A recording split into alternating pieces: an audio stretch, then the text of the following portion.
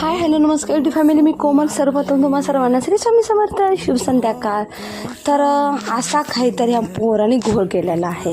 तर छान स्वयंपाक वगैरे आतनं आवरून आलेले होते मी, चपाती बनवायची म्हणून चुलीजवळ बसलेले होते. सगळं स्वयंपाकाचं चपातीचं सगळं मांडून ठेवलेलं. तोपर्यंत ह्या नालायकाने असा घोळ केला की बॅटबॉल खेळत होते. तोपर्यंत इतक्या जोरात बॉल मारला ना, इतक्या जोरात येऊन पडला की सगळं पीठ बिस्किट झालं होतं.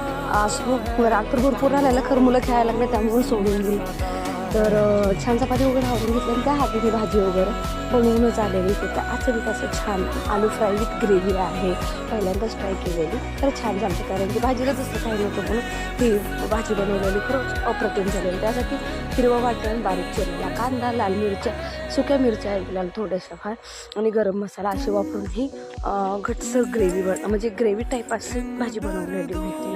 मुलांना तर खूपच आवडली. त्यानंतर त्यासोबत होतं छान चपाती, मसाले भात.